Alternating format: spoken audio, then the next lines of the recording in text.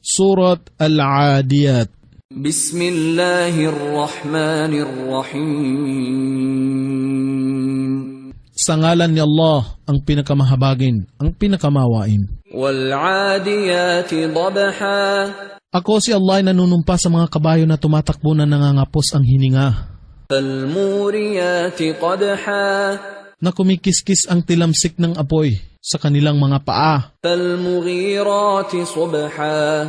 At gumagalugad sa pagsalakay sa bukang liwayway. Fa'atharna bihi naq'a. Na nagdulot ng makapal na alikabok sa mga ulap.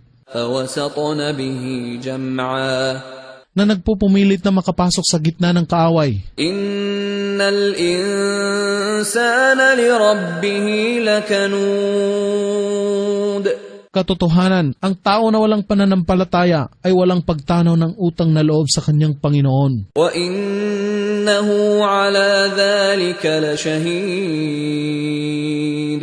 At siya mismo ay magiging saksi rito. Wa innahu lihubbil khairi lashadid. At katotohanan siya ay marubdob sa kanyang pagmamahal sa kayamanan. Afala ya'lamu idha bu'thira ma fil qubur. Hindi ba kanya batid na kapag ang mga taong nakalibing ay muling bubuhayin? Wa hussila ma fis sudur. At ang lihim ng dibdib ng mga tao ay mabubunyag. Inna rabbahum bihim yawma idhil lakhabir. Katotohanan sa araw na ito, ang araw ng muling pagkabuhay, ang kanilang Panginoon ay lubos na nakakaalam sa kanilang mga gawa.